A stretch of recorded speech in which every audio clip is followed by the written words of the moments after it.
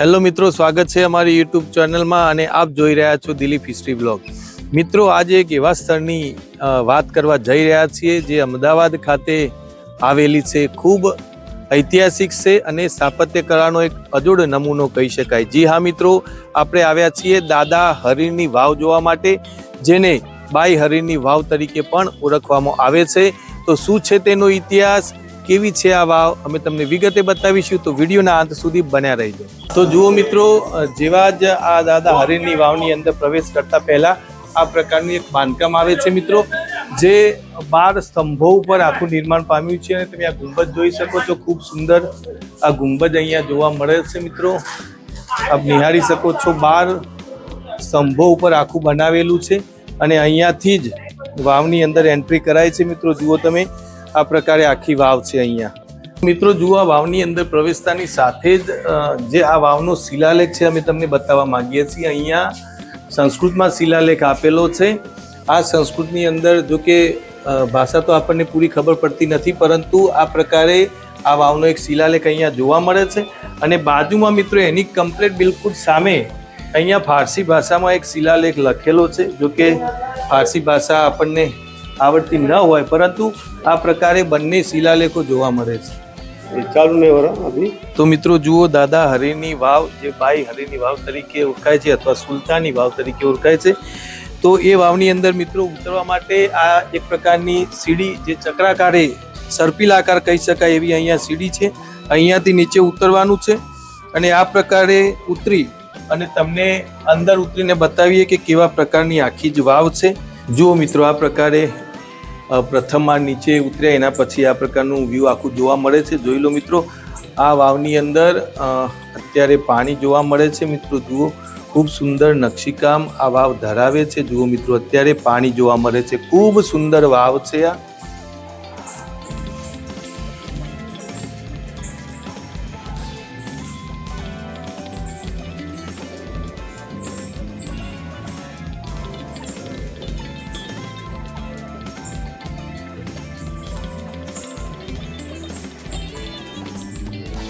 જુઓ મિત્રો, આ પ્રકારની 5 કોઠાની આ વાવ ખૂબ સુંદર અને નયનરમ્ય છે મિત્રો.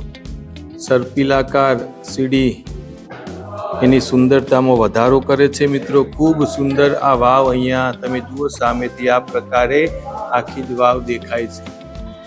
તો જુઓ મિત્રો, આ પ્રકારની આખી જ વાવ દેખાય છે મિત્રો. આ વાવના ઇતિહાસની વાત કરીએ તો અમદાવાદના અસારવા વિસ્તારમાં આ વાવ આવેલી છે. આ ઐતિહાસિક વાવ 1485 થી 1499માં મહમૂદ બેગડાના શાસનકાળમાં બનાવાઈ હતી. આ વાવ બાઈ હરીર સુલતાની દ્વારા બંધાવાઈ હતી.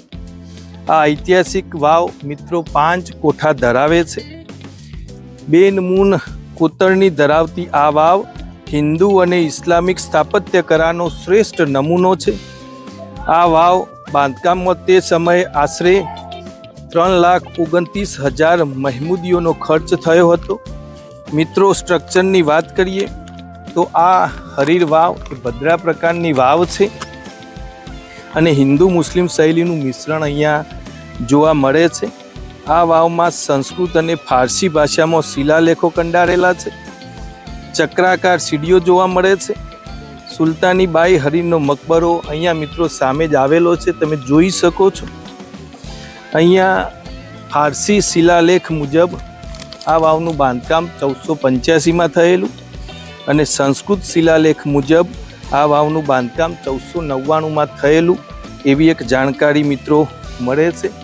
આ વાવ ખૂબ સુંદર અને રમણીય છે મિત્રો. જુઓ, અહીંયા જે બાઈ હરીની વાવ છે તે મુખ્ય વાવ તમે જોઈ શકો છો મિત્રો, જે શિલ્પો અથવા કાર્વિંગ સાથે બનાવેલી છે. અને બાજુમાં એની પાછળ એક પ્રાચીન તમે જોઈ શકો છો વાવ છે મિત્રો. એ પણ એમ કહી શકાય કે કદાચ પ્રથમે બંધાવાઈ હોય અને ત્યારબાદ આ બંધાવાઈ હોય એવું લાગે છે. એટલે બંને વાવ અહીંયા જોવા મળે છે મિત્રો. જુઓ, આ પ્રકારની આખી જ વાવ અહીંયા જોવા મળે છે.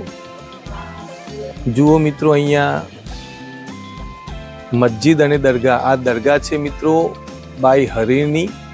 કેટલી સુંદર અને આહલાદક છે મિત્રો. બાઈ હરીર સુલતાની એ મોહમ્મદ બેગડાના એક સેનાની અંદર મોટા જે સેનાની હતા. તમે જુઓ મિત્રો, અને આ સામે છે તે બાઈ હરીની મસ્જિદ છે, ખૂબ સુંદર અને ઐતિહાસિક છે. એની કોતરકામની મિત્રો તમે જોઈ શકો છો. તમને ઝૂમ કરીને બતાવીએ. આ પ્રકારની આખી મસ્જિદ છે મિત્રો, બાઈ હરીલ સુલતાનીની. તમે